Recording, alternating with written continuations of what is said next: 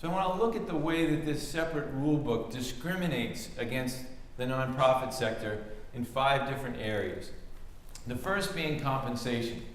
So in the for-profit sector, we allow the payment of a competitive wage based on the value that people produce, really without limit, as long as they continue to produce value. But we don't like to see people make a lot of money in charity. We have a visceral reaction to the notion that anyone would make very much money helping other people. It's interesting that we don't have a visceral reaction to the notion that people would make a lot of money not helping other people. Or that people would make a lot of money hurting other people.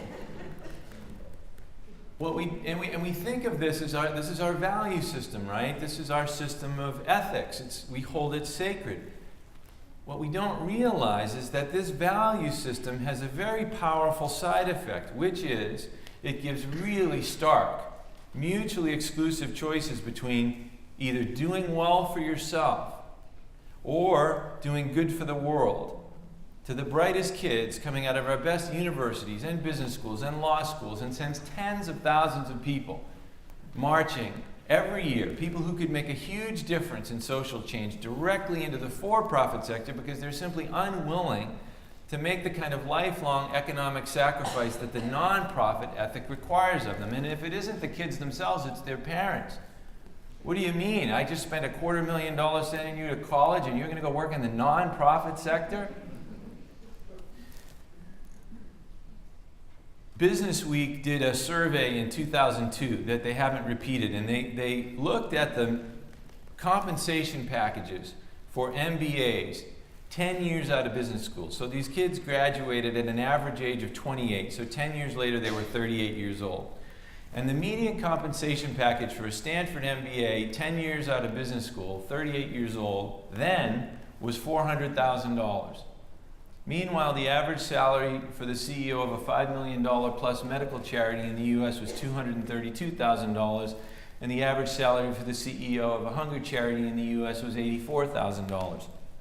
Now, there's no way you're going to get a lot of people with $400,000 annual earning capability to make a $316,000 annual sacrifice to become the CEO of a hunger charity. Now, some people will say, well, it's just because those MBA types are greedy. Maybe not. Maybe they're smart. Think about it this way. It's literally cheaper for that person to donate $100,000 a year to the hunger charity, right? Get a $50,000 state and federal tax deduction, so still be something like $260,000 a year ahead of the game. Now be called a philanthropist, right? Now sit on the board of the hunger charity, indeed probably supervise the poor SOB who decided to become the CEO of the hunger charity, and have a lifetime of this kind of earning potential and gratification still ahead of them. Some people said, look, it's just not right, it just shouldn't be. People should accept lower wages in the nonprofit sector because they're helping others and there's psychic benefit associated with that. To which I say, look, there's a hell of a lot of psychic benefit associated with making $400,000 a year and being able to donate $100,000 a year to charity, probably get your name put on the building of the charity, probably get honored at the annual dinner for the charity. The CEO's never going to get honored at the annual dinner for the charity.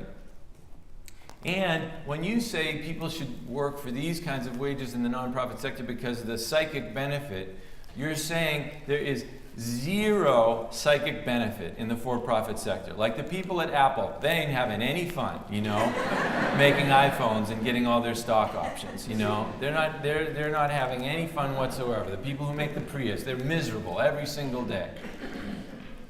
These are the salaries of the 5 highest paid executives at popular health charities in the US for 2009. So over here on the left is the Muscular Dystrophy Association.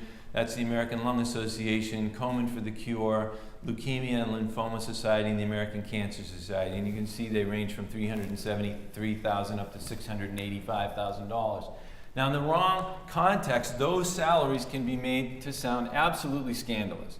You can hear the evening news anchor saying, you thought your donations were going to find a cure for cancer. In reality, we have uncovered that they're going to pay the half million pay packages of the honchos running the organization. And we get incensed with that coloring.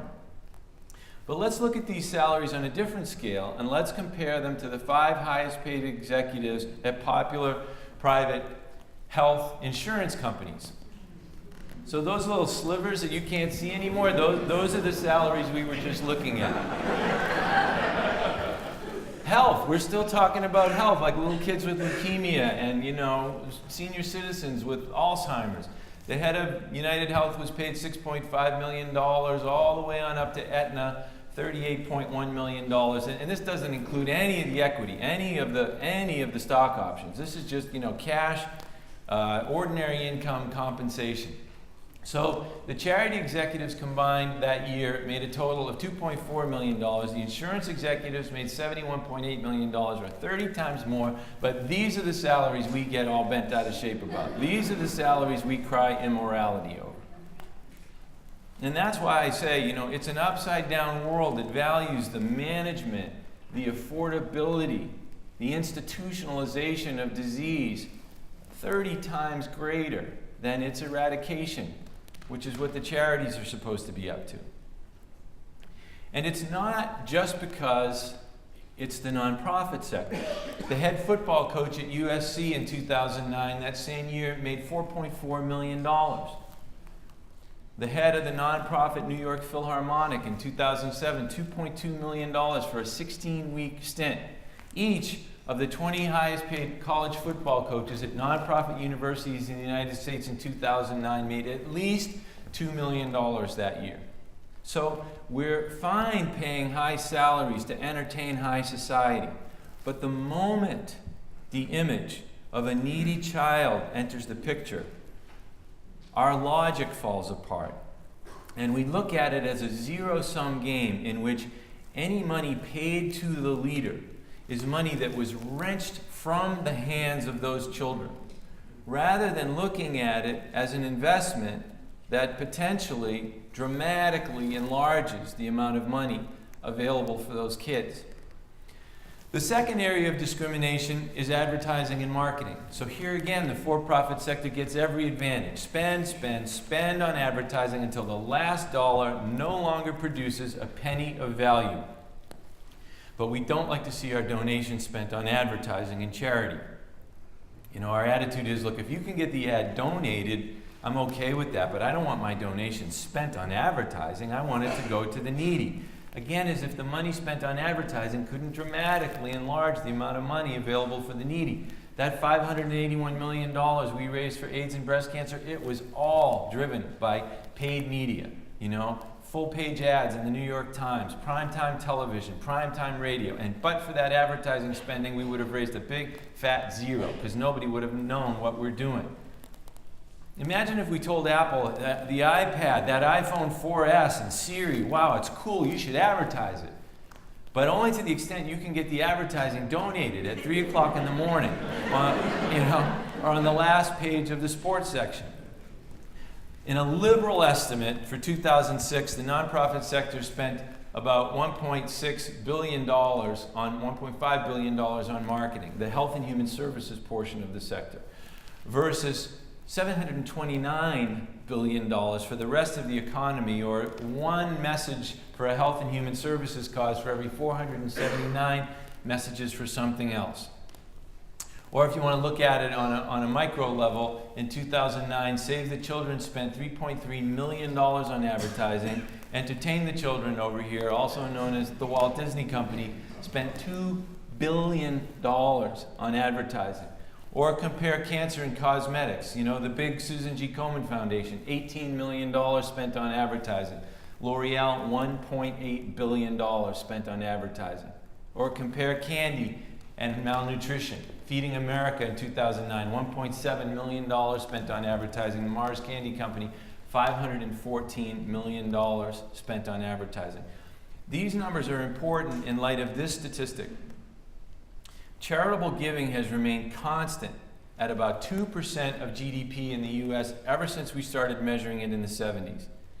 The fact that it's been constant is important because it tells us that in 40 years, The nonprofit sector has not taken market share away from the for-profit sector. Now, how can one sector possibly take market share away from another sector if it isn't really allowed to market? The famous Harvard economist John Kenneth Galbraith, his big thesis was that the for-profit sector creates wants, it creates desires that you didn't know you had. At first, it creates the product, and then through the massive engines of advertising and marketing, it creates the market for that product. It creates the demand for that product. It would be considered malfeasance in the for-profit sector to launch a new product without an adequate advertising budget to build the market for that product.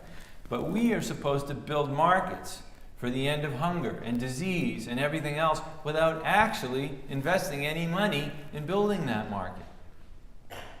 The third area of discrimination is risk-taking, and specifically in pursuit of new donors, new customers. So here again, the for-profit sector gets every advantage. Paramount Pictures can make a $150 million movie that flops, and no one calls the Attorney General, right? It's all considered part of their business model. They make a lot of movies. Some of them succeed, some of them fail, more succeed than fail, and on that basis, they build these large enterprises. But I can tell you from personal experience, and I'm sure some of you have had it, you do a puny, in comparison, little $5 million community fundraiser, and it doesn't produce a 70% return to the cause in the first 12 months, and your character's called into question. So the nonprofit sector is petrified of attempting any bold, brave, high-profile, risky new community fundraising ideas for fear that if the thing fails, that will be the end of them. Meanwhile, every week in Hollywood, they're placing $150 million, $200 million bets on the most ridiculous, Sex and the City 19 kind of movies, I mean, there has never been a fundraising idea funded to the tune of $150 million, a risk taken at that level ever in the history of the nonprofit sector. Meanwhile, Hollywood does it every week. The fourth area of discrimination is time horizon. So Amazon, for example, went for 6 years without returning any profit to investors because the investors had patience. They knew that there was a big goal down the line called building market dominance, so we'll be patient. But if a nonprofit organization ever had a huge dream that required that for 6 years no money's going to go to the needy because we're going to spend all that time building scale, we would expect a crucifixion. And the last area of discrimination is profit itself. So the for-profit sector can pay people money in order to attract their capital. The nonprofit sector, by definition, cannot. So the for-profit sector monopolizes the multi-trillion-dollar capital markets, and the nonprofit sector really has the donation as its only financial instrument. So it's starved for risk capital and for growth capital.